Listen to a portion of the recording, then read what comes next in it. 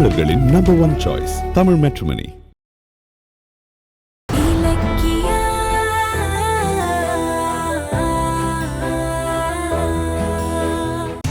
இல்ல, பைரவி மேடமும் எஸ்எஸ்கேவும் போட்டிருக்கிற திட்டம் நிறைவேறக்கூடாது. ரேவதி அத்தை எஸ்எஸ்கேவோட கையில கிடைச்சா கொன்னுடுவாரு. அதுக்கு நான் விட மாட்டேன். என்ன பண்ணலாம்?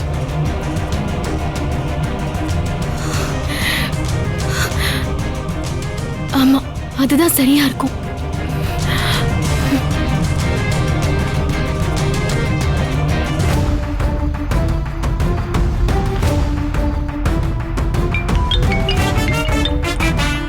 என்ன அக்கா கூப்பிடுறாங்க? சொல்லுங்கக்கா. டேய் வசந்த், எங்கடா இருக்க? வீட்ல தான்க்கா இருக்க. ரேவதி அம்மாக்கு இப்ப ஒரு ஆபத்து. நீ எனக்கு அர்ஜென்ட்டா ஒரு ஹெல்ப் பண்ணணும். அப்படியா? என்னன்னு சொல்லுங்கக்கா.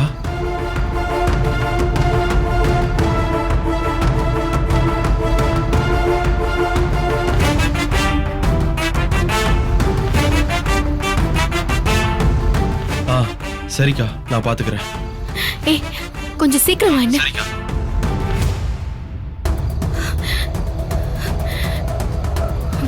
எஸ்எஸ்கே, நீங்க என்ன சதி பண்ணாலும், அதுக்கு யாரு உதவி பண்ணாலும் ரேவதி அத்தைய உங்க கையில சிக்க விட மாட்டேன். முதல்ல ரேவதி அத்தை கிட்ட இந்த விஷயத்தை சொல்லி தயார்படுத்துவோம்.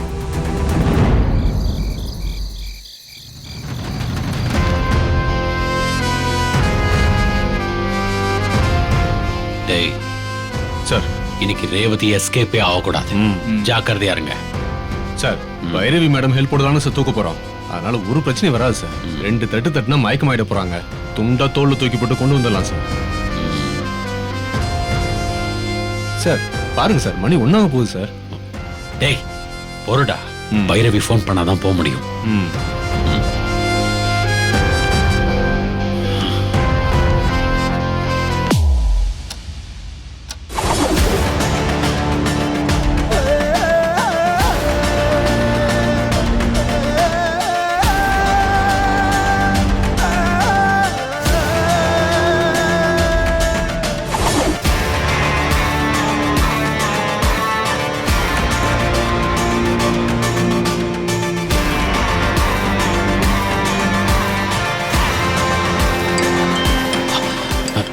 பைரவி தான். சொல்லு பைரவி, உன் போனுக்காக தான் வெயிட் பண்ணிட்டு இருக்கேன். எங்க இருக்கீங்க? உங்க வீட்ல இருந்து கொஞ்சம் தள்ளி தான். சரி, எல்லாரும் நல்லா தூங்கிட்டு இருக்காங்க. நான் கதவை ஓபன் பண்ணி வச்சிருக்கேன். நீங்க வந்து ரேவதியை தூக்கிட்டு போங்க. ஓகே, உடனே கிளம்புறோம். அப்புறம் நான் மேல என் ரூமுக்கு போறேன். ஏன்னா ஏதாவது சிக்கல் ஆயிடுச்சுன்னா நான் தான் மாட்டுவேன். நீங்க ரேவதியை தூக்கிட்டு போனதுக்கு அப்புறம் நான் கீழே வந்து கதவை லாக் பண்ணிக்கிறேன். ஓகே பைரவி, உனக்கு ஒரு சிக்கலும் வராம நான் பாத்துக்கிறேன். சீக்கிரம் வாங்க. வாட்ச்மேன் கூட நல்லா தூங்கிட்டு இருக்கான். ஓகே பைரவி, உடனே வரோம்.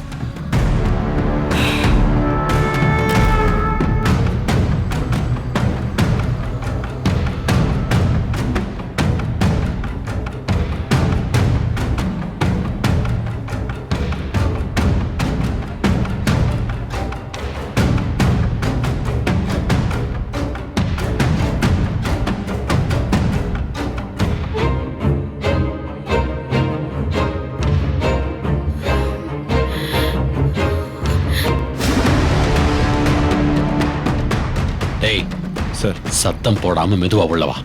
நீ ஒருத்தனே தோல்ல தூக்கி போட்டு வந்துருவல்ல? அதெல்லாம் தூக்கிடுவேன் சார். டேய் நீ இங்கே இரு, ஏதாச்சும் ஒண்ணா நான் கூப்பிடுறேன். நீ இங்கே இருந்து சுத்தி பாத்துக்க. சரிங்க சார். போலாம் சார்.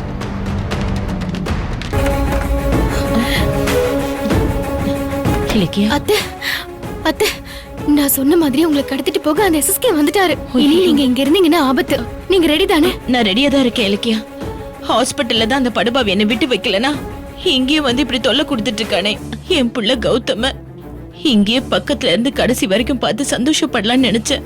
அதுக்கும் அவன் வேட்டு வச்சுட்டானே. அத்தை, இத பத்தி பேசி இப்ப டைம் வேஸ்ட் பண்ண வேண்டாம். அவருக்கு இப்ப வீட்லயே பைரவி மேடம் கையாளா இருக்கிறதுனால இனி உங்களை இங்க வச்சு காப்பாத்த முடியாது அத்தை. அவர் உள்ள வரதுக்காக பைரவி மேடம் கதவை ஓபன் பண்ணி வச்சுட்டு மேல போயிட்டாங்க. ஐயோ, ஒரு பொம்பளை இப்படி இல்லாம இருப்பா? அத்தை, இனியும் நேரத்தை கடத்த முடியாது. வசந்த் கிட்ட சொல்லி கோவூர்ல ஒரு பெரிய ஆயுர்வேத சிகிச்சை மையத்துல உங்களை சேர்க்க நான் ஏற்பாடு பண்ணிட்டேன். நீங்க அங்கேயே தங்கி ட்ரீட்மெண்ட்டும் எடுத்துக்கலாம். கொஞ்ச நாள் அந்த எஸ்எஸ்கேக்கு தெரியாம நீங்க அங்க பாதுகாப்பா இருந்துக்கலாம் அத்தை. இலக்கியா, நீயும் கூடவா இலக்கியா? அத்தை இல்ல அத்தை, நான் இங்க இருந்து சமாளிச்சாகணும். முதல்ல நீங்க கிளம்புங்க, நான் அப்புறம் வந்து உங்களை பாத்துக்கிறேன். சரியா? வசந்த் இப்ப கொஞ்ச நேரத்துல வந்துருவான். சரி. வாங்க, முதல்ல எல்லாத்தையும் எடுத்து வைக்கலாம். சரி. எல்லாத்தையும் எடுத்து வைங்க அத்தை, வைங்க. இந்தாங்க அத்தை.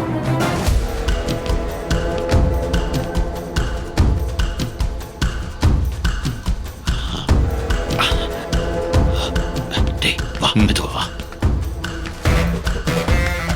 கொஞ்சம் வெயிட் பண்ணுங்கண்ணா போலாம். சரிப்பா. நீங்க தங்கி இருந்தது எஸ்எஸ்கேக்கும் பைரவ மேடத்துக்கும் தெரியக்கூடாதுல்ல, அதுக்காக தான் ஸ்ப்ரே அடிக்கிறேன். சரி. பேக்க க்ளோஸ் பண்ணுங்க அத்தை, சீக்கிரம் பண்ணுங்க. கொடுங்க, வாங்க அத்தை. வாங்க.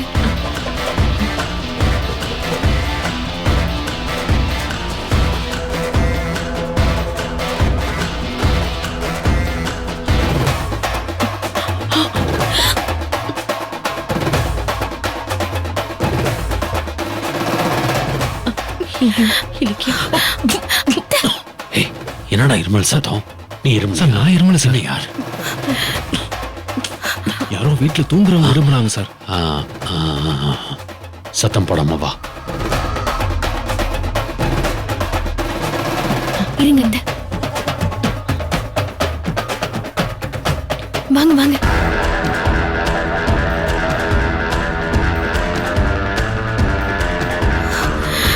அத்தை வாங்க. வாங்க அத்தை, சீக்கிரம் வாங்க. வாங்க.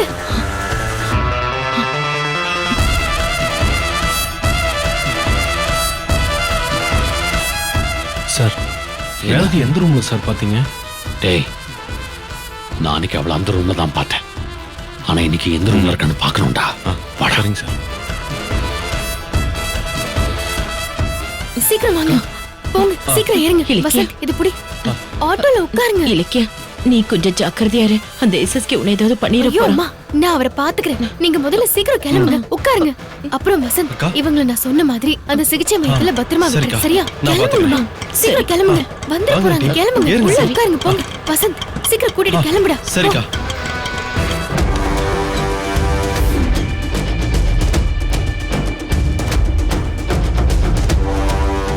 டேய் இது கௌதம் இல்லையா ரூம்டா? ஆமா சார். அப்போ ரேவதி ரூம் சார். தெரியல, வா பார்க்கலாம்.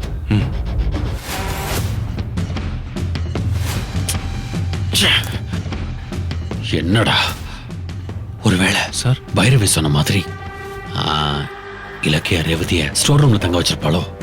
அது எங்க இருக்குன்னு பாப்போம். சார் ஸ்டோர் ரூம் எங்க இருக்கு சார்? அதாண்டா பார்க்கணும். இரு வா.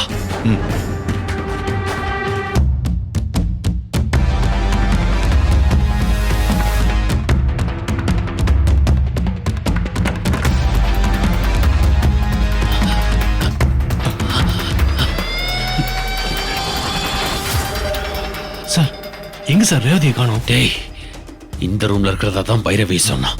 எங்கடா அவ ஆளை காணுமே? எஸ்எஸ்கே ரேவதியை தூக்கிட்டு போயிருப்பாரா? பத்திரம் இலக்கியா, நான் வரேன். பாய்.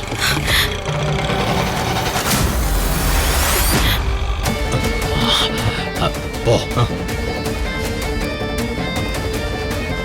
பார்த்து மெதுவா. டேய் டேய் சார் அங்க ஒரு ரூம் இருக்கு, வா போய் பார்க்கலாம். போ. வாங்க சார்.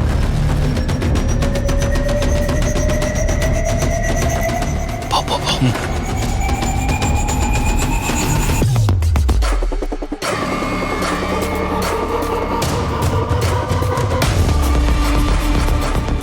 டேய் சார் என்னடா இது எங்கேயுமே இல்ல. வாடா.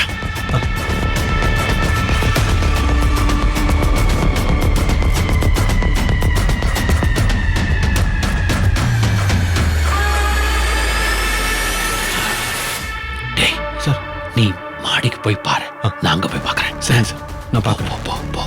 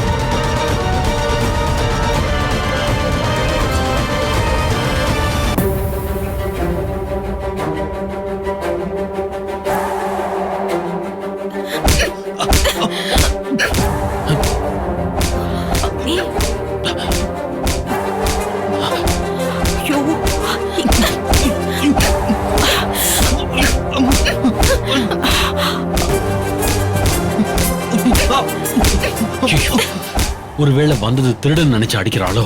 இலக்கியாக்கு தெரியாம எப்படியாவது தப்பிக்கணுமே. இலக்கியா என்ன பார்த்துட்டா இதை விட மோசம் அடிப்பாளே.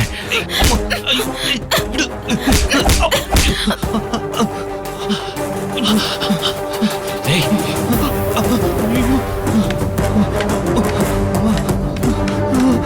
அட பாவி, என்ன விட்டுட்டு போறான்.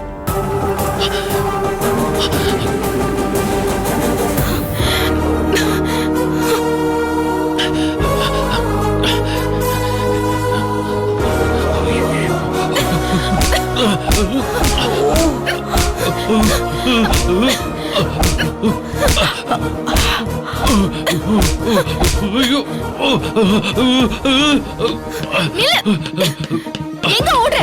நில்லு. ஏய். ச்சே. ஐயோ, எஸ்எஸ்கேவே இலக்கியா கிட்ட அடி வாங்கிட்டு ஓடுறாரு. ஒருவேளை நாம மாட்டினா? ஐயோ,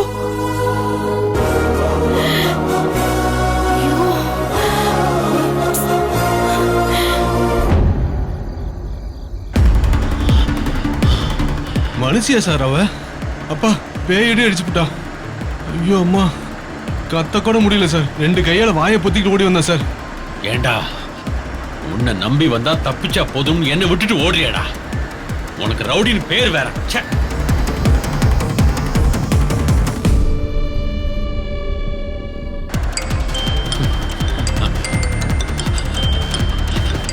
டேய், இலக்கியா தான் போன் பண்றா. அடிச்சது பத்தாதுன்னு இன்னும் அடிக்கிறதுக்கு ஒரு அட்ரஸ் கேக்குறாளோ? என்ன எஸ்எஸ்கே, சம்பவம் வர்த்தானது தானா? ஏய், அப்ப நான் தெரிஞ்சுதான் அடிச்சியா? ஆமா, வேற ஆளா இருந்தா கூட மெதுவா அடிச்சிருப்பேன். நீங்கன்னு தெரிஞ்சுதா ஸ்பெஷல் பூஜையே பண்ணிட்டேன். ஏய், என்ன தைரியம் இருந்தா ரேவதி அம்மாவை தூக்க வருவீங்க? உங்ககிட்ட ஏமாந்து குழந்தைய பெத்த ஒரு தாய கொல்ல நினைக்கிறீங்களே, நீங்களாம் ஒரு மனுஷனா? ஏய், ஆக்சுவலி உங்களை அடிச்சே கொன்னு இருக்கணும். வயசான ஆளாச்சேன்னு மன்னிச்சு விட்டேன். இனிமே ரேவதி அம்மா பக்கம் திரும்பி பார்க்காதீங்க. இலக்கியா, இப்ப ரேவதி தப்பிச்சிருக்கலாம். ஆனா நாளைக்கு இன்னும் 10 பேரை கூட்டிட்டு வந்து அதே வீட்டுக்குள்ள வச்சு அந்த ரேவதியை கொல்றோம் பாரு. அதுக்கு ரேவதி அம்மா வீட்ல இருந்தா தானே? அவங்கள ஆல்ரெடி பேக் பண்ணி பாதுகாப்பான இடத்துக்கு அனுப்பிட்டேன். இங்க வந்து நீங்க வெறும் வீட்டை தான் தேடிட்டு போனீங்க. ஏய், ஐயோ, ரொம்ப கத்தி செத்துற போறீங்க. நீங்க இன்னும் நிறைய நாள் வாழ்ந்து என்கிட்ட தோத்துக்கிட்டே இருக்கணும். அதுதான் என்னோட ஆசை. வைக்கட்டுமா? ஏய் இலக்கியா, ஏய் இலக்கியா, ஏய்.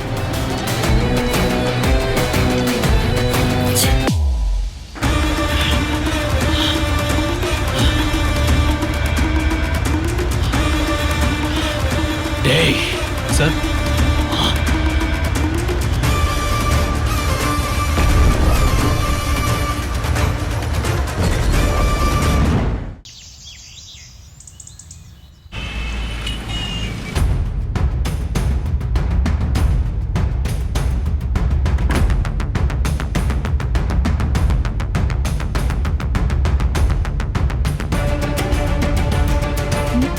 ரேவதி, எங்க ரேவதிய காணோம்? பேக், மருந்து, மாத்திரை எதுவுமே காணோம்.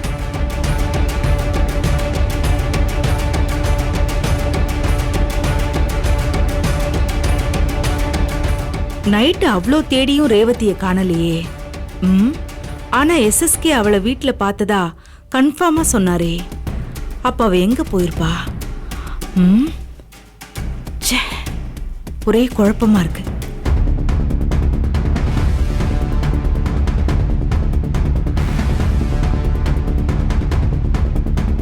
இலக்கியா, அத்தை, இலக்கியா, ரேவதி எங்க? அவ ரூம்ல காணோம். அது வந்து அத்தை.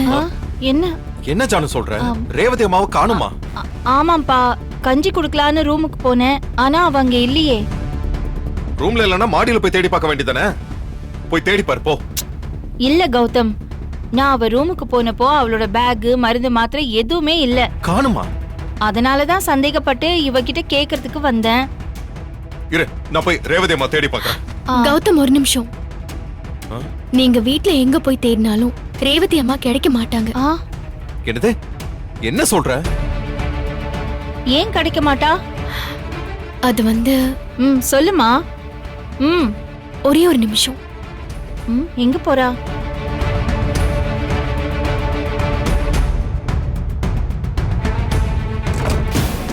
என்ன இது? முதல்ல அண்ணி பரபரப்பா இலக்கியா ரூம்குள்ள போனாங்க. இப்ப இலக்கியா ரூம் கதவை சாத்துறா. அப்படி உள்ள என்ன நடக்குது? ம் பாத்ரூம்.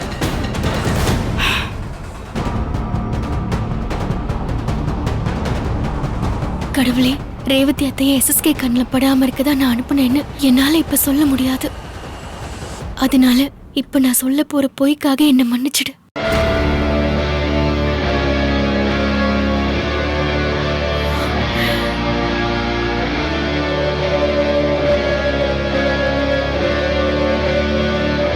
இலக்கியா, என்ன யோசிச்சுக்கிட்டு இருக்க?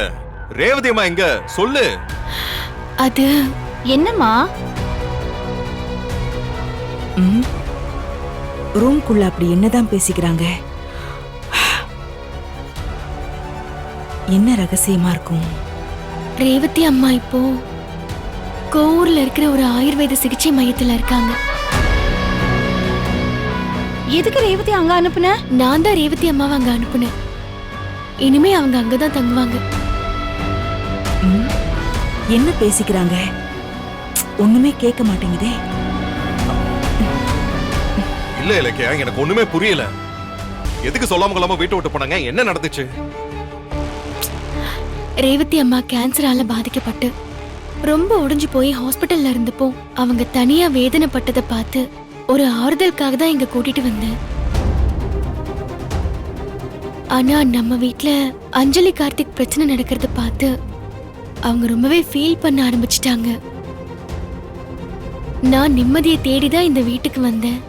ஆனா அந்த அஞ்சலியால இந்த வீடே நிம்மதி இல்லாம இருக்கு. அவ பண்ற பிரச்சனையால ஜானகி, கார்த்திக், கௌதம் எல்லாருமே வேதனையில இருக்காங்க. இந்த சமயத்துல நான் அவங்களுக்கு ஒரு பிரச்சனையா இருக்க விரும்பல. என்ன வேற எங்கேயாவது வெளியே கொண்டு போய் தங்க வைன்னு கேட்டாங்க. அதுவும் இல்லாம அந்த ஆயுர்வேத மையத்துல கேன்சருக்கு நல்ல சிகிச்சை தராங்கன்னு கேள்விப்பட்டேன். அதான் அங்க சிகிச்சைக்காக அனுப்பி வச்சேன். இருந்தாலும் இலக்கியா, ரேவதி பாவம், ஏன் அவளை அங்க அனுப்புன? ஏன் இலக்கியா, அவங்க கேட்டா நீ அனுப்பி வச்சிருப்பியா? என்கிட்ட ஒரு வார்த்தை சொல்ல மாட்டியா? உங்ககிட்ட எல்லாம் சொன்னா அவங்கள போக விட மாட்டீங்கன்னு சொன்னாங்க. அவங்க தான் சொல்ல வேண்டான்னு சொன்னாங்க. அதான் அவங்க வார்த்தையை என்னால மீற முடியல. அதுக்காக என்கிட்ட கூட சொல்லாம இருப்பியா? என்னமோ தெரியல, அவங்க வெளியில போனாங்க நீ சொன்னதுக்கு அப்புறம் என் மனசே ஒரு மாதிரி பாரமா இருக்கு. ஏதோ ஒரு நெருங்கின உறவை ஒரேடியா இழந்த மாதிரி ஒரு உணர்வு இருக்கு. ச்சே, என்ன கதவு இது? உள்ள பேசுறது வெளியே கேட்காத அளவுக்கு ஒரு கதவை வைப்பாங்க. அவங்க ரேவதியை பத்தி தான் ஏதாவது பேசிக்கிறாங்களா? இல்ல வாயே திறக்காம சைகையிலே ஆக்ஷன் பண்ணிக்கிறாங்களா? ஒண்ணுமே புரியலையே. இலக்கியா, என்ன நீ? நான் நைட்டு தூங்குறதுக்கு போறதுக்கு முன்னாடி கூட ரேவதியை பார்த்துட்டு தான் போனேன். நீ எப்படி அனுப்புன? இல்ல, வசந்த காலையில வர சொன்ன. அவனோட தான் ரேவதி அம்மாவை அனுப்பி வச்சேன். ஏதோ ரேவதின்னு காதுல விழுது, ஆனா முழுசா கேட்கலையே. அந்த கோவூர்ல இருக்கிற ஆயுர்வேத மையத்தை தானே சொல்ற? நானும் அதை பத்தி கேள்விப்பட்டிருக்கேன். அங்க நல்ல ட்ரீட்மெண்ட் கொடுக்கறாங்கன்னு உனக்கு யார் சொன்னது?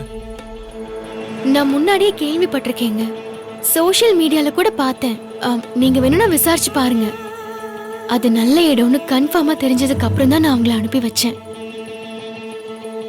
ஓகே, பரவாயில்ல, அவங்க நல்லா இருந்தா அதுவே போதும். நம்ம வேணா ஒரு நாள் போய் பார்த்துட்டு வருவோம்.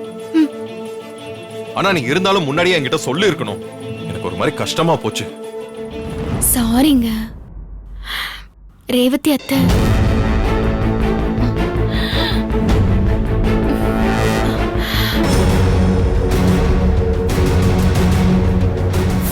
நீங்க ஏன் தமிழ் மேட்ரிமோனி சூஸ் பண்ணீங்க? ஏன்னா இதுல எக்கச்சக்க சாய்ஸ் இருக்கு. தமிழ்ல பாக்குற வசதியும் இருக்கு.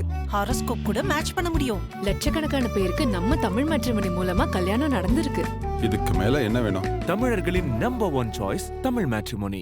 நீங்க ஏன் தமிழ் மேட்ரிமோனி சூஸ் பண்ணீங்க? ஏன்னா இதுல எக்கச்சக்க சாய்ஸ் இருக்கு. தமிழ்ல பாக்குற வசதியும் இருக்கு. ஹாரோஸ்கோப் கூட மேட்ச் பண்ண முடியும். லட்சக்கணக்கான பேருக்கு நம்ம தமிழ் மேட்ரிமோனி மூலமா கல்யாணம் நடந்திருக்கு. இதுக்கு மேல என்ன வேணும்? தமிழர்களின் நம்பர் 1 சாய்ஸ் தமிழ் மேட்ரிமோனி. இந்த வீடியோ உங்களுக்கு பிடிச்சிருந்தா லைக் பண்ணுங்க, கமெண்ட் பண்ணுங்க அண்ட் ஷேர் பண்ணுங்க. மறக்காம சரிகமா டிவி ஷோஸ் தமிழை சப்ஸ்கிரைப் பண்ணுங்க.